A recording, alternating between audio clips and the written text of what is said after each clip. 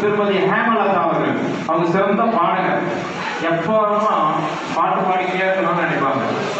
வந்து வயதாகிவிட்டது என்பதை சின்ன குறை கூட இல்லாமல் மிக சிறப்பான முறையில செயல்பட்டு கொண்டிருக்கின்ற ஹேமலதா அவர்கள் உங்களிடையே இப்போது ஒரு பாட்டு பாடுவார். அனைவருக்கும் வணக்கம். எல்லாம் சாப்பிட்டீங்களா? எல்லாம் வாங்க சந்தோஷமா கொண்டாடலாமா? என்னுடைய கதையை சொன்னால் பெரும் கதை. அதாவது நான் வந்து 10 பேரோட பிறந்தேன். கந்தமன்ற கிராமத்தில் பிறந்தேன். நான் வந்து 2வது பொண்ணு. டிஸ்ட்ரிக்ட் 3வது பிறந்த நாளே. அதனால எங்க அப்பா வந்து ஆண் பிள்ளை போலதான் என்னை வளர்த்தாங்க. நான் SSLC வரைக்கும் படிச்சு அட்டம்ப்ட், அந்த காலத்து அட்டம்ப்ட்ல எல்லா சப்ஜெக்ட் எழுதணும்.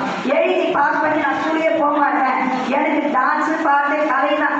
ஸ்கூல்ல என்ன நடக்குதோ எல்லாத்தையும் வின் பண்ணிடுவேன். எனக்கு அது ஒரு கெப்பாசிட்டி இருக்கு. படிப்புல 0 மார்க்ஸ். அட்டம் எழுதி பாஸ் பண்ணேன். டைப் ரைட்டி கோர்ஸ் பண்ணேன். ஷார்ட் டைம் பாஸ் பண்ணேன். மெடிக்கல் டிபார்ட்மெண்ட்ல 19 வயசு 18 வயசு இருக்கும். பாய்ஸ் சர்வீஸ்ல வந்து டியூட்டி ஜாயின் பண்ணேன். டமியன் போஸ்ட் 40 பேர் வெளியில வந்தாங்க. நான் அதை சொல்லிட்டேன்.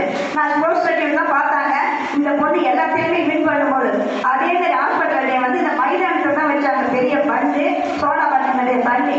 ஃபர்ஸ்ட் பண்ணை சாப்பிட்டு தான் ஓடணும். அதில் நான் தான் வின் பண்ணேன். இசிலிக்காரு நான் தான். இன்னமும் நான் தான் பண்ணினேன். நான் பெரிய நான் சொல்லக்கூடாது. இருந்தாலும் பொதுவாக மற்ற பெண்களுடைய பேரை நான் சொல்ல. பெண் என்பவர் பெற்றோரை நினைவில் சுமந்து, கணவனை இதயத்தில் சுமந்து, குழந்தையை கருவில் சுமந்து, குடும்ப பாரத்தை தலையில் சுமந்து, இவை அனைத்தும் சுகமான சுகம் என்று சிரித்துக் கொண்டே செல்பவர் தான் பெண்கள். ஓகேவா? சாதனைகளோடு சரித்திரம் படைக்க கடவுளால் படைக்கப்பட்ட கற்பக நிஜம் மகளிர். அனைத்து பெண்களுக்கும் மகளிர் தினம் நல்வாழ்த்துக்கள். இப்பொழுது மகளிர் தினம் விட பாட்டு ஒன்று பார்த்தேன். அதை பதிவு எழுதுவதற்கு பாட்டாவே பாடினேன். பெண்மை என்பதே மென்மை, அதில் உள்ளது தாய்மை. அற்புதம் பெண்களுக்கு படிப்பதற்கு அந்த காலம். இந்த தடைகளை மீறி நம் நாட்டின் மகளிர் பல சாதனைகள் புரிந்து வெற்றடைந்துள்ளார்கள். இப்ப